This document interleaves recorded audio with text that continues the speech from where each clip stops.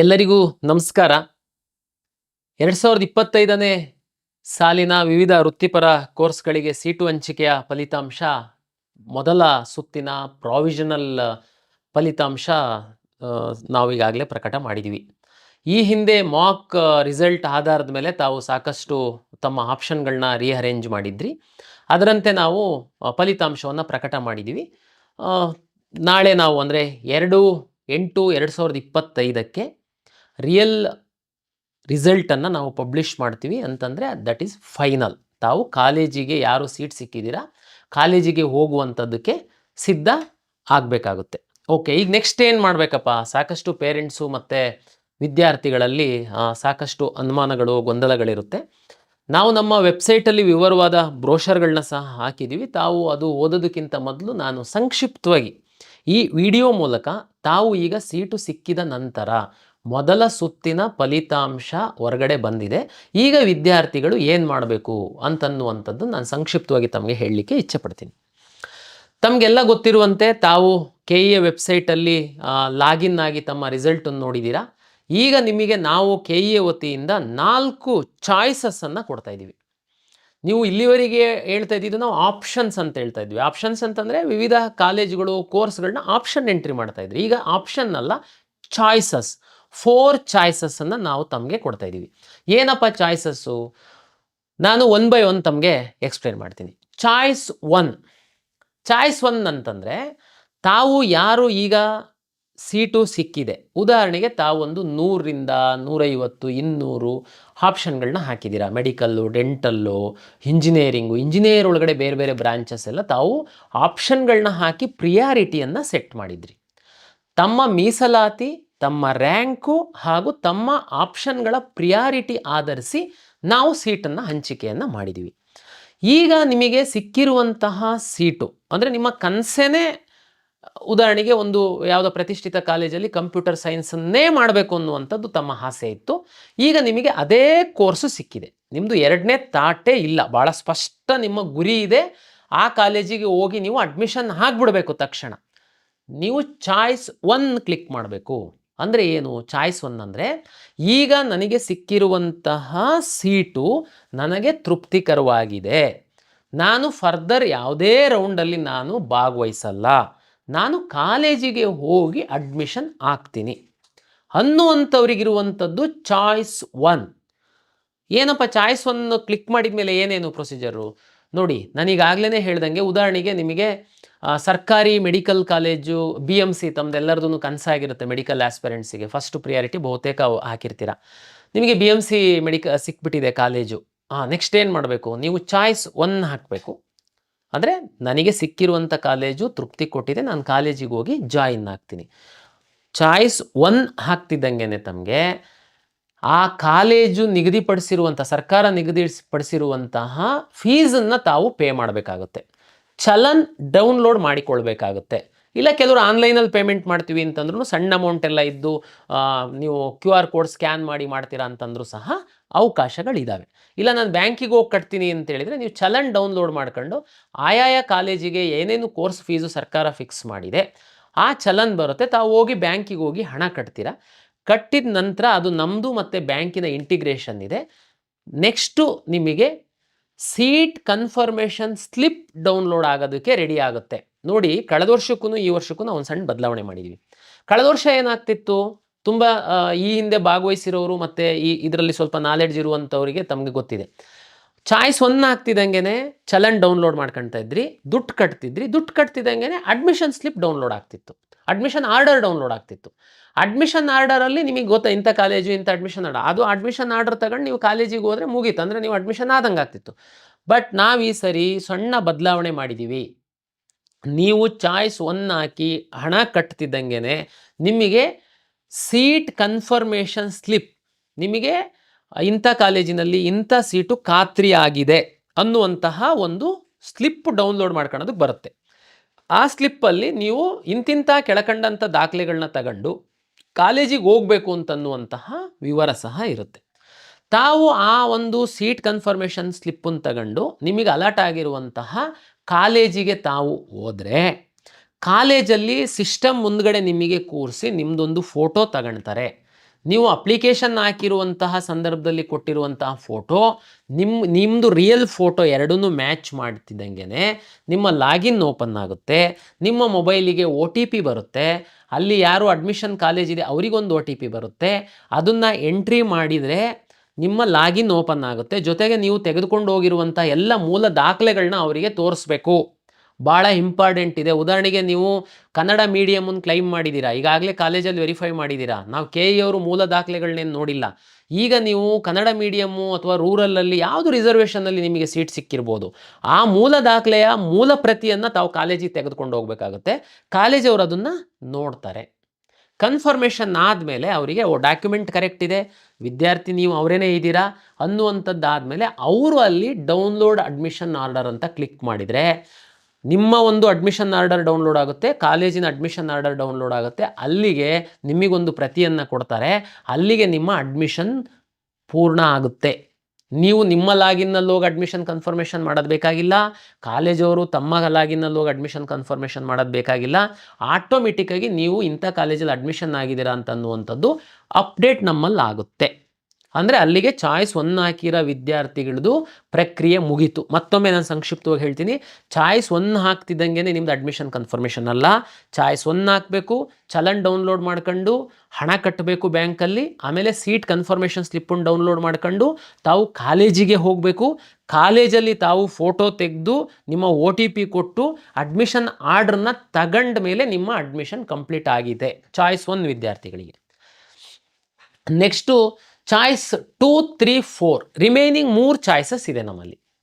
ಈಗ 1 ಚಾಯ್ಸ್ ಅವರಂತೂ ನನಗೆ ಸಿಕ್ಕಿರೋದು ಸೀಟು ತೃಪ್ತಿ ಇದೆ, ಕಾಲೇಜಿಗೆ ಹೋಗಿ ಅಡ್ಮಿಷನ್ ಆಗಿದ್ದೀರಾ.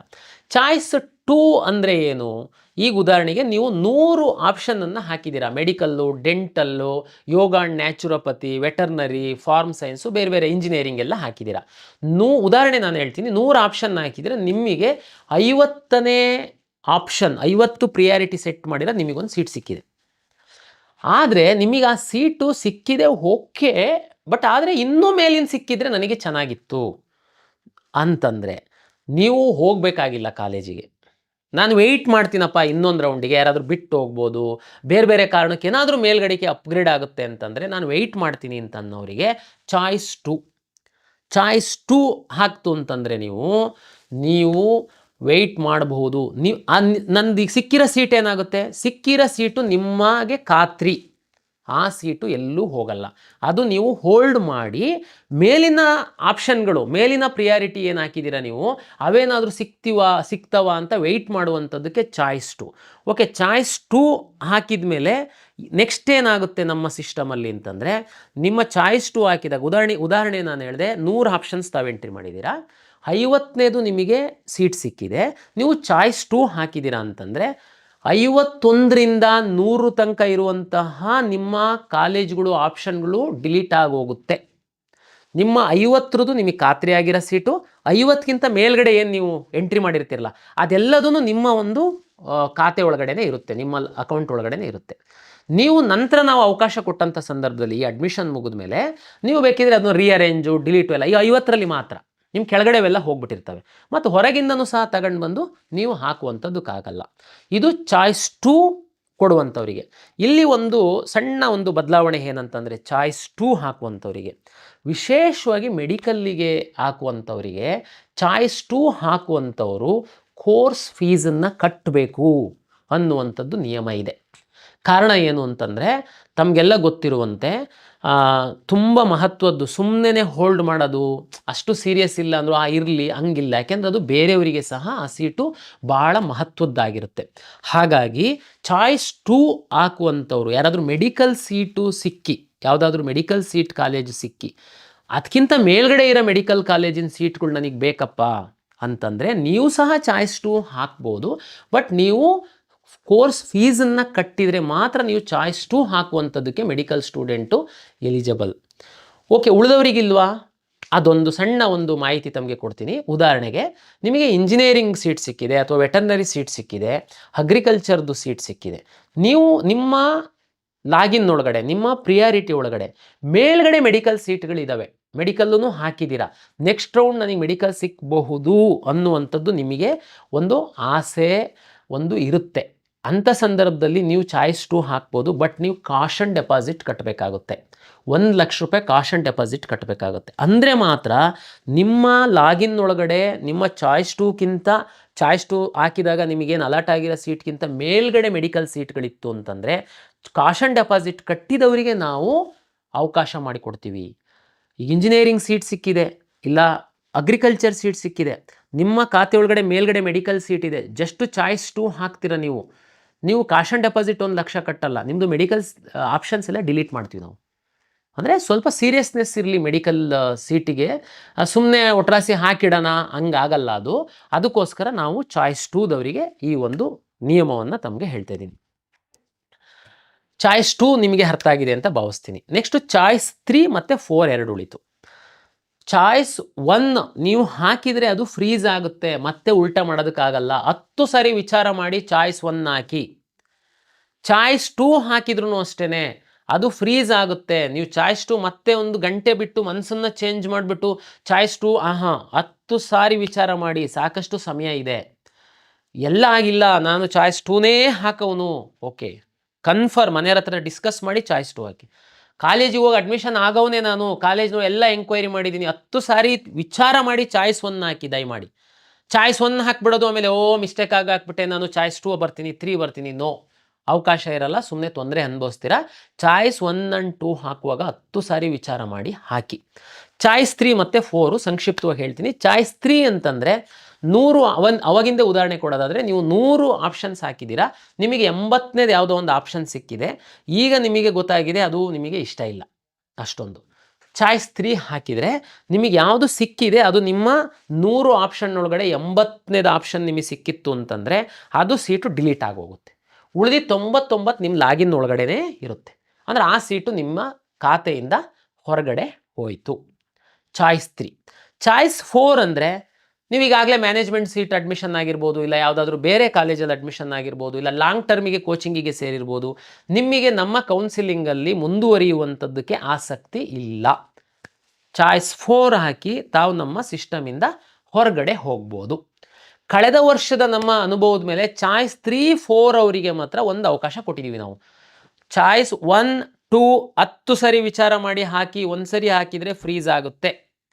ಚಾಯ್ಸ್ 3 ಮತ್ತು 4 ಉದಾಹರಣೆಗೆ ನಮ್ಮದು 12ನೇ ತಾರೀಕು 5ವರೆಗೆ ಚಾಯ್ಸ್ ಹಾಕುವಂಥದ್ದಕ್ಕೆ ಅವಕಾಶ ನಾವು ಕೊಟ್ಟಿದ್ದೀವಿ ಅಂತಂದರೆ, ಲಾಸ್ಟ್ ಟೈಮ್ ಕೊಟ್ಟಿದ್ದೀವಿ ಅಂತಂದರೆ, ಉದಾಹರಣೆ ನೀವು ಇವತ್ತು ಚಾಯ್ಸ್ 3 ಹಾಕ್ಬಿಡ್ತೀರಾ, ಆಮೇಲೆ ಮನೆಯಲ್ಲೆಲ್ಲ ಚರ್ಚೆ ಮಾಡಿ, ನಾನು 3 ಹಾಕಬಾರ್ದಾಗಿತ್ತು, ನಾನು ಕಾಲೇಜಿಗೆ ಹೋಗಿ ಅಡ್ಮಿಷನ್ ಆಗಬೇಕಾಗಿತ್ತು, 1 ಹಾಕಬೇಕಾಗಿತ್ತು ಅಂತ ತಾವು ಮನಸ್ಸು ಬದಲಾವಣೆ ಮಾಡಿದರೆ, ಚಾಯ್ಸ್ 3 ಹಾಕಿರೋ ವಿದ್ಯಾರ್ಥಿಗಳು ನಮ್ಮ ಕೊನೆಯ ದಿನಾಂಕದ ಒಳಗಡೆ ತಾವು ಚಾಯ್ಸ್ 1, 2, 4 ಮಾಡಬಹುದು. ಚಾಯ್ಸ್ 4 ಹಾಕಿರುವಂತಹ ವಿದ್ಯಾರ್ಥಿಗಳು ಹಾಕಿದ ನಂತರ ನಮ್ಮ ಕಟ್ ಆಫ್ ಡೇಟಿನ ಒಳಗಡೆ ನಿಮ್ಮ ಮನಸ್ಸು ಬದಲಾಗಿ ನಮ್ಮ ಸಿಸ್ಟಮಿಂದ ಹೊರಗಡೆ ಹೋಗಿದ್ದವರು, ಇಲ್ಲ ನಾನು ಒಳಗಡೆ ಬರ್ತೀನಿ 3 ಹಾಕ್ತೀನಿ ಹಾಕಬಹುದು, 2 ಹಾಕ್ತೀರಾ ಹಾಕಬಹುದು. ಆದರೆ 2 ಹಾಕಿ ಮತ್ತೆ 1 ಹಾಕೋಕ್ಕಾಗಲ್ಲ, 2, 1 ಫ್ರೀಸ್ ಆಗಿಬಿಡುತ್ತೆ. ಅದನ್ನು 10 ಸರಿ ವಿಚಾರ ಮಾಡಾಕಿ.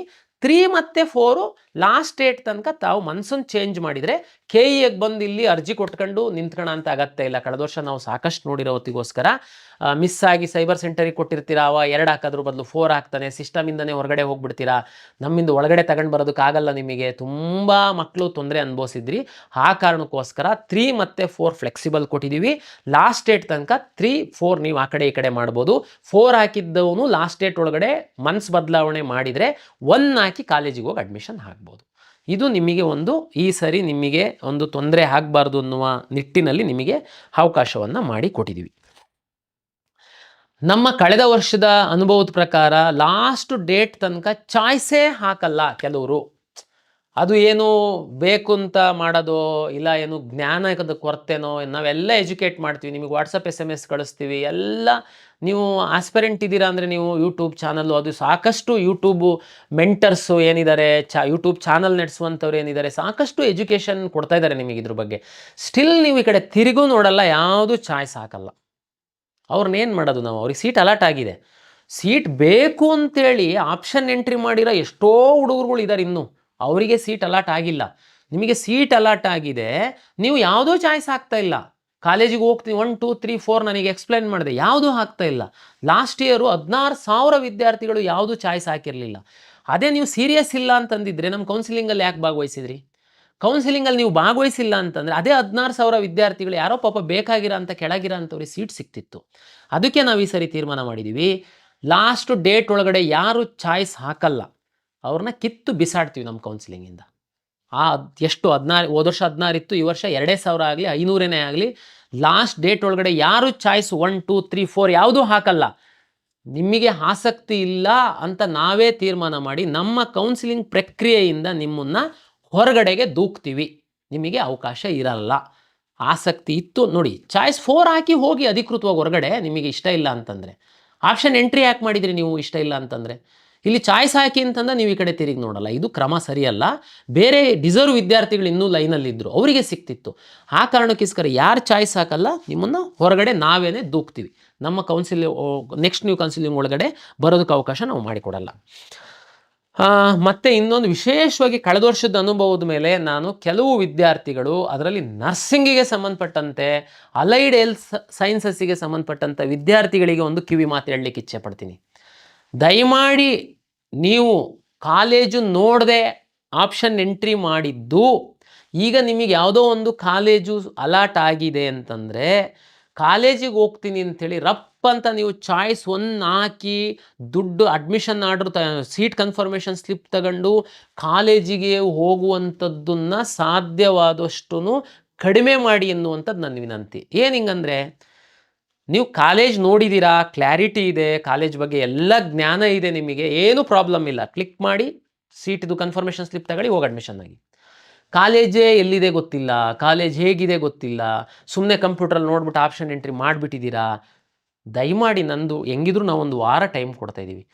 ಇದು ನಿಮ್ಮ ಜೀವನದ ಬಹು ಮುಖ್ಯವಾದಂತಹ ಭಾಗ ಅಡ್ಮಿಷನ್. ಯಾಕೆಂದರೆ ನೀವು ಮುಂದೆ 3-4 ವರ್ಷ ಆ ಕಾಲೇಜಲ್ಲಿ ಇರಬೇಕಾಗುತ್ತೆ. ದಯಮಾಡಿ ನೀವು ಸಾಧ್ಯ ಆದರೆ ಒಂದು ಕಾಲೇಜಿಗೆ ವಿಸಿಟ್ ಮಾಡಿ ನೀವು ನೋಡಿ. ಯಾಕೆಂದರೆ ಆನ್ಲೈನ್ ಇದೆ, ನೀವು ಕಾಲೇಜ್ ಹತ್ರ ಹೋಗಿ ವಿಸಿಟ್ ಮಾಡಿ ಅಲ್ಲೇ. ಯಾಕೆಂದರೆ ನರ್ಸಿಂಗು ವಿಶೇಷವಾಗಿ ಅಲೈಡ್ ಹೆಲ್ತ್ ಸೈನ್ಸಸ್ಸಿಗೆ ನಾವೇನು ಕಟ್ಟಿಸ್ಕೊಳ್ತಿಲ್ಲ. ನೀವು ಜಸ್ಟ್ ನಮ್ಮ ಹತ್ರ ಏನು ಪ್ರೊಸೆಸಿಂಗ್ ಫೀಸ್ ಏನಿದೆ ಅದು ಕಟ್ತೀರಾ, ಸೀಟ್ಸ್ ಕನ್ಫರ್ಮೇಷನ್ ಸ್ಲಿಪ್ ತಗೊಂಡು ಕಾಲೇಜಿಗೆ ಹೋಗ್ತೀರಾ, ಕಾಲೇಜಲ್ಲಿ ಕಟ್ಟುವಂಥದ್ದು. ಅದು ಆನ್ಲೈನಲ್ಲಿ ಸಹ ನಿಮ್ಮ ಮೊಬೈಲಲ್ಲಿ ಸಹ ನೀವು ಮಾಡಿಬಿಡ್ಬೋದು ಅದನ್ನು. ಬಟ್ ನಮಗೆ ಯಾಕೆ ಇದನ್ನು ನಾನು ಹೇಳ್ತಾ ಇದ್ದೀನಿ ಅಂದರೆ, ಕಳೆದ ವರ್ಷ ಏನಾಗಿತ್ತು ನಮಗೆ ಅಂತಂದರೆ, ತುಂಬ ಮಕ್ಕಳು ಅಡ್ಮಿಷನ್ ಆರ್ಡರ್ ಡೌನ್ಲೋಡ್ ಮಾಡ್ಕೊಂಡು ಕಾಲೇಜಿಗೆ ಹೋಗ್ತಾಯಿದ್ರು. ಕಾಲೇಜಿಗೆ ಹೋಗಿ ಅವರು ಏನೋ ಕಾರಣಕ್ಕೆ ಅವರು ಫೀಸ್ ಜಾಸ್ತಿ ಕೇಳಿದರು ಅನ್ನೋದು ಕೆಲವು ಕಾರಣ, ಕಾಲೇಜ್ ಚೆನ್ನಾಗಿಲ್ಲ ಅನ್ನೋದು ಕೆಲವು ಕಾರಣ, ಅವರ ಮನೆಯಿಂದ ಆ ಕಾಲೇಜ್ ಹತ್ರ ಅಂತ ಹಾಕಿದ್ರು, ಆದರೆ ಕಾಲೇಜು ತುಂಬ ದೂರ ಇದೆ, ಬೇರೆ ಬೇರೆ ಕಾರಣ ಗೊತ್ತಲ್ಲ ನಿಮಗೆ. ಪೇರೆಂಟ್ಸು ಮಕ್ಕಳು ನೀವು ಅಡ್ಮಿಷನ್ ಇನ್ನೇನು ಆಗಿಬಿಡ್ಬೇಕು ಅಂದಾಗ ಬೇರೆ ಬೇರೆ ಕಾರಣಗಳು ಬರ್ತವೆ. ಆವಾಗ ನೀವು ಅಡ್ಮಿಷನ್ ಆರ್ಡರ್ ಡೌನ್ಲೋಡ್ ಮಾಡ್ಕೊಂಡಿರೋರು KEಗೆ ಬರೋಕ್ಕೆ ಶುರು ಮಾಡಿದ್ರಿ. ಸರ್ ನಂದು ಕ್ಯಾನ್ಸಲ್ ಮಾಡಿ ಸರ್, ಕಾಲೇಜ್ ಇಷ್ಟ ಇಲ್ಲ. ಸರ್ ಕ್ಯಾನ್ಸಲ್ ಮಾಡಿ ಸರ್, ನಮ್ಮ ಮನೆಯಿಂದ ದೂರ ಆಗುತ್ತೆ. ಸರ್ ಕ್ಯಾನ್ಸಲ್ ಮಾಡಿ ಸರ್, ಅಲ್ಲಿ ಕಾಲೇಜಲ್ಲಿ ಹೋದರೆ ಏನೇನೋ ಕೇಳ್ತಾ ಇದ್ದಾರೆ ನಮಗೆ, ಕಲಿಯೋಕ್ಕಾಗಲ್ಲ ಸರ್. ಅದಕ್ಕೇ ನಾನು ವಿನಂತಿ ಮಾಡ್ಕೊಳ್ತೀನಿ ನೋಡಿ. ಆಮೇಲೆ ನಾವು ಮಾಡೋಕ್ಕಾಗಲ್ಲ, ಒಂದು ಸರಿ ತಾವು ಡೌನ್ಲೋಡ್ ಮಾಡ್ಕೊಂಡಾದ್ಮೇಲೆ ನಿಮ್ಗೆ ಕ್ಯಾನ್ಸಲ್ ಮಾಡೋದಕ್ಕಾಗಲ್ಲ. ನಿಮ್ಮನ್ನು ಒಳಗಡೆ ಸಿಸ್ಟಮಿಗೆ ಬಿಟ್ಕೊಂಡು ತುಂಬ ಗೊಂದಲ ಆಗಿಬಿಡುತ್ತೆ. ಅದಕ್ಕೇ ನಾನು ನಿಮ್ಮಲ್ಲಿ ವಿನಂತಿ ಮಾಡ್ಕೊಂಡು, ಟೈಮ್ ಇದೆ, 1 ವಾರದ ತನಕ ಟೈಮ್ ಇದೆ. ನಿಮ್ಮ 3-4 ವರ್ಷ ನೀವು ಆ ಕಾಲೇಜಲ್ಲಿ ಕಳಿಬೇಕು. ಕಾಲೇಜ್ ಬಗ್ಗೆ ಸ್ವಲ್ಪ ತಿಳ್ಕೊಂಡು ನೀವು ಇಲ್ಲ ಅಂತಂದರೆ ಸರ್, ಇಲ್ಲ ಅಂತಂದರೆ ನಂಗೆ ಕಾಲೇಜ್ ಇಷ್ಟ ಆಗಿಲ್ಲ. ನೋಡಿ, ಚಾಯ್ಸ್ ಹಾಕೋದಕ್ಕೆ ಮೊದಲೇ ನಿಮಗೆ ಆ ಕಾಲೇಜ್ ಇಷ್ಟ ಆಗಲ್ಲ ಅಂತಂದರೆ ನೀವು ಚಾಯ್ಸ್ 3 ಹಾಕ್ಬೋದಾ? ಅವಕಾಶ ಇದೆ. ಆ ಕಾಲೇಜ್ ಹೊರಟೋಗುತ್ತೆ ನಿಮ್ಮ ಲಾಗಿನಿಂದ, ನೆಕ್ಸ್ಟ್ ರೌಂಡಿಗೆ ನೀವು ಬರ್ಬೋದು. ಅದು ಅವಕಾಶ ನಾವು ಕೊಟ್ಟಿದ್ದೀವಿ. ಬಟ್ ನೀವು ಅಡ್ಮಿಷನ್ ಆರ್ಡ್ರನ್ನ ಸೀಟ್ ಕನ್ಫರ್ಮೇಷನ್ ಸ್ಲಿಪ್ ತಗೊಂಡು ಕಾಲೇಜಿಗೆ ಹೋಗಿ ಆಮೇಲೆ ಕ್ಯಾನ್ಸಲ್ ಅಂತಂದರೆ ನೀವು ಇಲ್ಲಿ 10 ಸಾರಿ ಬರೋದು. ನಮ್ಮ ಸಿಸ್ಟಮ್ ಒಳಗಡೆ ಅದು ಮಾಡೋದಕ್ಕೆ ನಮಗಾಗಲ್ಲ. ತುಂಬಾ ನಮಗೆ ಕಷ್ಟ ಕೊಟ್ಟಿದ್ದೀರ ಲಾಸ್ಟ್ ಇಯರ್. ದಯಮಾಡಿ ವಿನಂತಿಯನ್ನು ಮಾಡಿಕೊಳ್ತೀನಿ, ತಕ್ಷಣ ಕಾರ್ಯಪ್ರವೃತ್ತರಾಗಿ. ಯಾರ್ಯಾರಿಗೆ ಯಾವ್ಯಾವ ಸೀಟ್ ಸಿಕ್ಕಿದೆ, 3 ವರ್ಷ ಕಲಿಯುವಂಥದ್ದು, ಕಾಲೇಜು ಹಿನ್ನೆಲೆ, ಕಾಲೇಜ್ ನೋಡೋದಿದ್ದರೆ ನೋಡಿ, ತಂದೆ ತಾಯಿ ಕರ್ಕೊಂಡೋಗಿ ಸೂಕ್ತ ತೀರ್ಮಾನ ತಗೊಳ್ಳಿ. ಅಲ್ಲೇ ಕವಿಯನ್ ಆನ್ಲೈನ್ ಇದೆ, ಕಾಲೇಜಿಗೆ ಹೋಗ್ತೀರಾ, ಎಲ್ಲ ಇಷ್ಟ ಆಯಿತು, ಚಾಯ್ಸ್ ಅಲ್ಲೇ ಹಾಕಿ, ಅಲ್ಲೇ ಡೌನ್ಲೋಡ್ ಮಾಡ್ಕೊಳ್ಳಿ, ಅಲ್ಲೇ ಅಡ್ಮಿಷನ್ ಆಗಿ ಮುಗ್ದೋಯ್ತು ಅಷ್ಟೇ. ಭಾಳ ಸಿಂಪಲ್ ಮಾಡಿದ್ದೀವಿ ನಾವು. ಇದನ್ನು ಜ್ಞಾನದಲ್ಲಿ ಇಟ್ಕೊಳ್ಳಿ. ಸುಮಾರು ಇಂಜಿನಿಯರಿಂಗ್ ಕಾಲೇಜ್ ವಿದ್ಯಾರ್ಥಿಗಳಿಗೂ ಸಹ ಇದು ಅನ್ವಯಿಸುತ್ತೆ. ತಾವು ಸಹ ಎಲ್ಲರೂ ನಾನು ಹೇಳೋದು, ನೀವು ಸ್ಟಡಿ ಮಾಡಿ. ವಿಶೇಷವಾಗಿ ನರ್ಸಿಂಗ್ ಅಲೈಡ್ ಹೆಲ್ತ್ ಸೈನ್ಸಸ್ ಹೇಳಿದೆ, ಉಳಿದಂಥವ್ರು ತಾವು ಕಾಲೇಜ್ ಬಗ್ಗೆ ಸ್ಟಡಿ ಮಾಡಿ ನೀವು ಚಾಯ್ಸ್ ಹಾಕಿ ಸ್ಟಡಿ ಮಾಡೋಕ್ಕೆ ಹೋಗಬೇಡಿ. ಚಾಯ್ಸ್ ಹಾಕ್ಬಿಟ್ಟು ಆಮೇಲೆ ಕಾಲೇಜ್ ಇಷ್ಟ ಇಲ್ಲ, ಉಲ್ಟಾ ಮಾಡೋಕ್ಕಾಗಲ್ಲ. 3-4 ಮಾತ್ರ, 1 and 2 ಫ್ರೀಸ್ ಆಗುತ್ತೆ. ಮತ್ತೆ ಹೇಳ್ತಾ ಇದ್ದೀನಿ. ಓಕೆ, ಅಂತಿಮವಾಗಿ ನಾನು ಮೆಡಿಕಲ್ ವಿದ್ಯಾರ್ಥಿಗಳಿಗೆ ಸಂಬಂಧಪಟ್ಟಂತೆ ಒಂದು ಮಾತು ಹೇಳಲಿಕ್ಕೆ ಇಚ್ಛೆ ಪಡ್ತೀನಿ. MCC ಅವರು ಫಸ್ಟ್ ರೌಂಡ್ ಮಾಡಿದ ಮೇಲೆ KE ಅವರು ಫಸ್ಟ್ ರೌಂಡ್ ಮಾಡಬೇಕು. ಬಟ್ ಈಗ MCC ಅವರು ನಿನ್ನೆ ಮತ್ತೆ ಸಹ 2 ದಿನ ಎಕ್ಸ್ಟೆಂಡ್ ಮಾಡಿದ್ದಾರೆ. ಬಟ್ ನಾವು ರಿಸಲ್ಟನ್ನು ಪಬ್ಲಿಷ್ ಮಾಡಿದ್ದೀವಿ.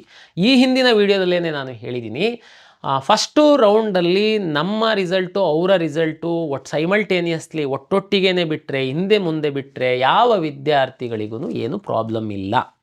ಆದರೆ ಒಂದು ಪ್ರಾಬ್ಲಮ್ ಇದೆ. ಏನಂದರೆ, ನಾನೇನಾದ್ರೂ ಮೆಡಿಕಲ್, ಈಗ ಸದ್ಯಕ್ಕೆ ನಾವು ನೀಟ್ ರ್ಯಾಂಕ್ ಆಧರಿಸಿ ಅಡ್ಮಿಷನ್ ಆಗುವಂತಹ ಮೆಡಿಕಲ್, ಡೆಂಟಲ್, ಹೋಮಿಯೋಪತಿ ಈ 3ಕ್ಕೆ ನಾನು ಸೀಟ್ ಅಲಾಟ್ ಮಾಡಿದ್ದೀನಿ. ನಾನು ನಾಳೆಯಿಂದ ಏನಾದರೂ ಅಡ್ಮಿಷನ್ ಕೊಟ್ಬಿಡ್ತು ಅಂತಂದರೆ, ಇನ್ನು MCCದ ರಿಸಲ್ಟ್ ಬಂದಿಲ್ಲ, ನಮ್ಮ ಕನ್ನಡಿಗರಿಗೆ ಅನ್ಯಾಯ ಆಗುತ್ತೆ. ಆ ಕಾರಣಕ್ಕೋಸ್ಕರ ನಾನು ನಾಳೆಯಿಂದ ಈ 3 ಮೆಡಿಕಲ್ಲು, ಡೆಂಟಲ್ಲು ಮತ್ತು ಹೋಮಿಯೋಪತಿ ನೀಟ್ ರ್ಯಾಂಕ್ ಆಧರಿಸಿ ನಾನೇನು ರಿಸಲ್ಟನ್ನು ಮಾಡಿದ್ದೀನಿ, ಇದನ್ನು ನಾನು ಅಡ್ಮಿಷನ್ನಿಗೆ ಎನೇಬಲ್ ಮಾಡಲ್ಲ. ಯಾವಾಗ MCC ಅವ್ರದ್ದು first round real result publish ಆಗುತ್ತೆ, ಅದು ಆದಮೇಲೆ 1 ದಿನ ನಿಮಗೆ ವಿಚಾರ ಮಾಡೋದಕ್ಕೆ ಕೊಟ್ಟು ನಾನು ಇದನ್ನು ಅಡ್ಮಿಷನ್ ಎನೇಬಲ್ ಮಾಡ್ತೀನಿ. ಈಗ ಮೆಡಿಕಲ್, ಡೆಂಟಲ್, ಹೋಮಿಯೋಪತಿ ನಿಮಗೆ ಸೀಟ್ ಸಿಕ್ಕಿರೋದು ನೋಡ್ಕೊಳ್ಳಿ, ಖುಷಿಯಾಗಿರಿ, ವಿಚಾರ ಮಾಡ್ತಾಯಿರಿ, ಥಿಂಕ್ ಮಾಡ್ತಾಯಿರಿ. ನಿಮಗೆ ಯಾವುದು ಚಾಯ್ಸನ್ನು ನಾನು ಕೊಡಲ್ಲ. MCC ಅವ್ರ ರಿಸಲ್ಟ್ ಅನೌನ್ಸ್ ಮಾಡಿದ 1 ದಿನದ ನಂತರ ನಿಮಗೆ ಇದನ್ನು ನಾನು ಎನೇಬಲ್ ಮಾಡ್ತೀನಿ. ಆವಾಗ ಮಾತ್ರ ಅಡ್ಮಿಷನ್ ಆಗುವಂಥದ್ದಕ್ಕೆ ಅವಕಾಶ ಇದೆ. ಅಲ್ಲಿ ಸಹ ನಾನು ಒಂದು ಕನ್ನಡಿಗ ವಿದ್ಯಾರ್ಥಿಗಳಿಗೆ ಒಂದು ಕಿವಿ ಮಾತನ್ನು ಹೇಳ್ತೀನಿ. ತಮಗೆಲ್ಲರಿಗೂ ಗೊತ್ತಿದೆ, ಸರ್ಕಾರಿ ಮೆಡಿಕಲ್ ಕಾಲೇಜಲ್ಲಿ 15% ಸೀಟ್ಗಳನ್ನ MCC ಅವರು ಅಲಾಟ್ ಮಾಡ್ತಾರೆ. ನೀವು ಮೆರಿಟೋರಿಯಸ್ ವಿದ್ಯಾರ್ಥಿಗಳೇನಿದ್ದೀರಾ, ನೀವು MCCನಲ್ಲೂ ಪಾರ್ಟಿಸಿಪೇಟ್ ಮಾಡಿದ್ದೀರಾ, ನಮ್ಮಲ್ಲೂ ಪಾರ್ಟಿಸಿಪೇಟ್ ಮಾಡಿದ್ದೀರಾ. ನಿಮಗೆ ನಮ್ಮಲ್ಲೂ ಸೀಟ್ ಸಿಕ್ಕಿದೆ. ಬಹುತೇಕ ನಿಮ್ಮ ರ್ಯಾಂಕ್ ಚೆನ್ನಾಗಿತ್ತು ಅಂತಂದರೆ ನಾಳೆ MCCನಲ್ಲಿ ಸಹ ಸಿಗುತ್ತೆ. ನನ್ನ ವಿನಂತಿ ಏನಂತಂದರೆ, ಏನು ಡಿಫ್ರೆನ್ಸ್ ಇಲ್ಲ, ಜಸ್ಟ್ ಸೀಟ್ ಅವ್ರು ಅಲಾಟ್ ಮಾಡ್ತಾ ಇದ್ದಾರೆ, ಇಲ್ಲಿದ್ದು ಉಳಿದಿದ್ದು 85% ನಾನು ಸೀಟ್ ಅಲಾಟ್ ಮಾಡ್ತಾ ಇದ್ದೀನಿ. ರಾಜೀವ್ ಗಾಂಧಿ ಯೂನಿವರ್ಸಿಟಿದೇನೇ ಅಫಿಲಿಯೇಷನ್ನು. ನಾನು ಗೌರ್ಮೆಂಟ್ ಮೆಡಿಕಲ್ ಕಾಲೇಜ್ 15% ಬಗ್ಗೆ ಹೇಳ್ತಾ ಇದ್ದೀನಿ. ಏನು ಕಾಲೇಜ್ ಅದೇನೆ, ಅಫಿಲಿಯೇಷನ್ ರಾಜೀವ್ ಗಾಂಧಿ, ಅಲಾಟ್ ಅಷ್ಟೇ ಅವ್ರು ಮಾಡ್ತಾರೆ, ಇಲ್ಲಿಂದ 85% ನಾನು ಮಾಡ್ತೀನಿ. ನೀವು ಯಾರು MCCನಲ್ಲೂ ಸೀಟ್ ಸಿಕ್ಕಿ KENನಲ್ಲೂ ಸೀಟ್ ಸಿಕ್ಕಿರೋ ವಿದ್ಯಾರ್ಥಿಗಳಿಗೆ ವಿನಂತಿ ಏನಂತಂದರೆ, ನೀವು ವಿಚಾರ ಮಾಡಿ MCC ನೀವು ಎಲ್ಲಿ ಬೇಕಾದರೂ ಅಡ್ಮಿಷನ್ ಆಗ್ಬೋದು, ನಾನು ಇಲ್ಲ ಅಂತ ಹೇಳ್ತಾ ಇಲ್ಲ. ಬಟ್ ಆದರೆ ಒಂದು ವಿನಂತಿ ಇದೆ ನನ್ನ ಕಡೆಯಿಂದ, ತಾವು ದಯಮಾಡಿ MCCಯಿಂದ ಅಲಾಟ್ ಆಗಿರೋ ಸೀಟಲ್ಲಿ ಅಡ್ಮಿಷನ್ ಆಗಿ ಎನ್ನುವಂಥದ್ದು ನನ್ನ ವಿನಂತಿ. ನಿಮ್ಗಿಂತ ಸ್ವಲ್ಪ ರ್ಯಾಂಕ್ ಕಡಿಮೆ ಇರುವಂತಹ ನಿಮ್ಮ ಕರ್ನಾಟಕದ ಸಹೋದರ ಸಹೋದರಿಯರು ನಿಮ್ಗಿಂತ ಕೆಳಗಡೆ ಕ್ಯೂನಲ್ಲಿದ್ದಾರೆ. ನೀವು ಒಂದು ವೇಳೆ MCC 15%ಅಲ್ಲಿ ತಾವು ಅಡ್ಮಿಷನ್ ಆದಲ್ಲಿ ನಿಮ್ಮ ಇನ್ನೊಂದು ಸಹೋದರ ಸಹೋದರಿ ಕನ್ನಡಿಗರಿಗೆ ಒಂದು ಅವಕಾಶ ಸಿಗುತ್ತೆ. ಇದು ಒಂದು ವಿನಂತಿ, ಯಾಕೆಂದರೆ ಡಿಫ್ರೆನ್ಸ್ ಏನೂ ಇಲ್ಲ. ಹಾಗಾಗಿ ಇದು ತಾವು ವಿಚಾರ ಮಾಡಿ ತೀರ್ಮಾನ ಮಾಡಿ ಅಂತ ಹೇಳ್ತಾ, ಮತ್ತು ಇನ್ನೊಂದು ಮೆಡಿಕಲ್ ಕಾಲೇಜು, ಪ್ರೈವೇಟ್ ಮೆಡಿಕಲ್ ಕಾಲೇಜಲ್ಲಿ ಸರ್ಕಾರಿ ಸೀಟು ಮತ್ತು ಹೈಯರ್ ಫೀಸು ಸೀಟು ತೆಗೆದುಕೊಳ್ಳುವಂತಹ ವಿದ್ಯಾರ್ಥಿಗಳಿಗೆ ಇಲ್ಲಿವರೆಗೆ ಏನು ಮಾಡ್ತಾಯಿದ್ರಿ, ಯಾವುದೇ ಖಾಸಗಿ ಕಾಲೇಜುಗಳಲ್ಲಿ ತಾವು ಸರ್ಕಾರಿ ಸೀಟು ಮತ್ತು ಹೈಯರ್ ಫೀಸ್ ಸೀಟ್ಗಳನ್ನು ತಾವು ತೆಗೆದುಕೊಂಡಲ್ಲಿ KEAಗೆ ಬಂದು ದಾಖಲೆಗಳನ್ನು ಸಬ್ಮಿಟ್ ಮಾಡಿ, ಅಂದರೆ ಚಾಯ್ಸ್ 1 ಹಾಕ್ತಿದ್ರಿ, ದುಡ್ಡು ಕಟ್ತಿದ್ರಿ, KEAಗೆ ಬಂದು ಡಾಕ್ಯುಮೆಂಟ್ ಸಬ್ಮಿಟ್ ಮಾಡ್ತಿದ್ರಿ, ನಂತರ ನಾವಿಲ್ಲಿ ಕೊಡುವಂತಹ ಡಾಕ್ಯುಮೆಂಟ್ ಸಬ್ಮಿಟ್ ಮಾಡಿರೋ ಸ್ಲಿಪ್ಪನ್ನು ತಗೊಂಡು ತಿರ್ಗಾ ನೀವು ಕಾಲೇಜಿಗೆ ಹೋಗಿ ಜಾಯಿನ್ ಆಗ್ತಾಯಿದ್ರಿ. ನೋಡಿ, ಉದಾಹರಣೆಗೆ ಬೀದರ್ ಒಬ್ಬ ವಿದ್ಯಾರ್ಥಿಗೆ ಕಲಬುರಗಿ ಮೆಡಿಕಲ್ ಪ್ರೈವೇಟ್ ಕಾಲೇಜಲ್ಲಿ ಗೌರ್ಮೆಂಟ್ ಸೀಟ್ ಸಿಕ್ಕಿದೆ ಅಂದರೆ ಬೀದರಿಂದ ಬೆಂಗಳೂರಿಗೆ ಬಂದು ಇಲ್ಲಿ ಡಾಕ್ಯುಮೆಂಟ್ ಸಬ್ಮಿಟ್ ಮಾಡಿ ತಿರ್ಗಾ ಮತ್ತೆ ನೀನು ಕಲಬುರಗಿಗೆ ಹೋಗಬೇಕಾಗಿತ್ತು. ನಾವಿದನ್ನು ಮಾನ್ಯ ವೈದ್ಯಕೀಯ ಸಚಿವರೊಂದಿಗೆ ಈ ಬಗ್ಗೆ ನಾನು ಮನವರಿಕೆ ಮಾಡಿಕೊಟ್ಟಿದ್ದಾಗ ಅವರು ಸಹ ಒಪ್ಪಿದ್ದಾರೆ. ಈ ಹಿಂದೆ ಇದನ್ನು ಯಾಕೆ ಮಾಡಿದ್ರು ಅಂತಂದರೆ ತಮಗೆಲ್ಲ ಗೊತ್ತಿತ್ತು, ಒಂದಷ್ಟು ಬ್ಲಾಕಿಂಗು ಅದು ಇದು ಎಲ್ಲ ಆಗ್ತಿತ್ತು ಅಂತ. ಬಟ್ ಈಗೆಲ್ಲ ತಮ್ಗೆ ಗೊತ್ತಿದೆ, ನಿಯಮ ಚೇಂಜ್ ಆಗಿದೆ. 1 ಸೀಟ್ ಉಳಿದ್ರೂ ಸಹ ಅದು KEAಗೆ ಬರಬೇಕು, KEA ಅವರು ಅಲಾಟ್ ಮಾಡುವಂಥದ್ದು. ಹಾಗಾಗಿ ಈಗ ಯಾರು ಬ್ಲಾಕು ಅದು ಇದು ಮಾಡುವಂಥದ್ದು ಪ್ರಶ್ನೆನೇ ಇಲ್ಲ. ಹಾಗಾಗಿ ಯಾರಿಗೆ ಪ್ರೈವೇಟ್ ಕಾಲೇಜಲ್ಲಿ ಗೌರ್ಮೆಂಟ್ ಸೀಟ್ ಸಿಕ್ಕಿದೆ ಮತ್ತು ಹೈಯರ್ ಫೀಸಿನ ಸೀಟ್ ಸಿಕ್ಕಿರುವಂಥವರು ಈ ಬಾರಿ ತಾವು ಕಷ್ಟಪಟ್ಟು KEAಗೆ ಬಂದು ದಾಖಲೆಯನ್ನು ಸಬ್ಮಿಟ್ ಮಾಡಿ ಕಾಲೇಜಿಗೆ ಹೋಗುವಂತಹ ಅಗತ್ಯ ಇಲ್ಲ. ತಾವು ಚಾಯ್ಸ್ 1 ಹಾಕಿ ದುಡ್ಡು ಕಟ್ಟಿ ನೇರವಾಗಿ ಕಾಲೇಜಿಗೆ ಹೋಗಿ ಅಲ್ಲಿ ಮೂಲ ದಾಖಲೆಗಳನ್ನು ಕೊಟ್ಟು ಅಡ್ಮಿಷನ್ ಮಾಡಿಕೊಳ್ಳುವಂತಹ ಒಂದು ವ್ಯವಸ್ಥೆಯನ್ನು ನಾವು ಈ ಬಾರಿ ಮಾಡಿದ್ದೀವಿ. ಇದು ತಮಗೆ ಒಂದು ಅನುಕೂಲ ಆಗುತ್ತೆ ಅಂತ ನಾನು ಭಾವಿಸಿದ್ದೀನಿ. ಇಷ್ಟು ಕರ್ನಾಟಕ ಪರೀಕ್ಷಾ ಪ್ರಾಧಿಕಾರದ ವತಿಯಿಂದ ಮೊದಲ ಸುತ್ತಿನ ಫಲಿತಾಂಶದ ನಂತರ ವಿದ್ಯಾರ್ಥಿಗಳು ಏನು ಮಾಡಬೇಕಾಗಿದೆ ಅನ್ನುವಂತಹ ಒಂದು ವಿಷಯವನ್ನು ಸಂಕ್ಷಿಪ್ತವಾಗಿ ನಾನು ನಿಮಗೆ ಇಲ್ಲಿ ಹೇಳಿದ್ದೀನಿ. ಹೆಚ್ಚಿನ ಇನ್ನೂ ಮಾಹಿತಿ ಬೇಕು ಅಂತಂದರೆ ತಾವು ನಮ್ಮ ವೆಬ್ಸೈಟಲ್ಲಿ ನೋಡಿ ವಿವರವಾದಂತಹ ಒಂದು ಬ್ರೋಷರನ್ನು ನಾವು ಪಬ್ಲಿಷ್ ಮಾಡಿದ್ದೀವಿ. ಮತ್ತೊಮ್ಮೆ ನಾನು ಎಲ್ಲರಿಗೆ ವಿನಂತಿಯನ್ನು ಮಾಡಿಕೊಳ್ತೀನಿ, ತಾಳ್ಮೆಯಿಂದ ಇರಿ, ಸಾಕಷ್ಟು ಸಮಯವನ್ನು ಕೊಡ್ತೀವಿ. ಪೇರೆಂಟ್ಸ್ ಜೊತೆ ವಿದ್ಯಾರ್ಥಿಗಳು ವಿಚಾರ ಮಾಡಿ ಈ ಚಾಯ್ಸ್ ಹಾಕುವಂತಹ ಕೆಲಸವನ್ನು ಮಾಡಿ ಅಂಥೇಳಿ ಎಲ್ಲರಲ್ಲಿ ವಿನಂತಿಯನ್ನು ಮಾಡಿಕೊಳ್ತಾ, ಕರ್ನಾಟಕ ಪರೀಕ್ಷಾ ಪ್ರಾಧಿಕಾರದ ವತಿಯಿಂದ ಈಗ ಏನು ಮೊದಲ ಸುತ್ತಿನಲ್ಲಿ ತಮ್ಮ ಇಚ್ಛೆಯಂತೆ ಸೀಟು ಪಡೆದಿರುವಂತಹ ಎಲ್ಲ ವಿದ್ಯಾರ್ಥಿಗಳಿಗೆ ಒಂದು ಶುಭವನ್ನು ಕೋರ್ತಾ ಮತ್ತೊಮ್ಮೆ ತಮಗೆಲ್ಲರಿಗೂ ಪ್ರಾಧಿಕಾರದ ವತಿಯಿಂದ ನಮಸ್ಕಾರಗಳು.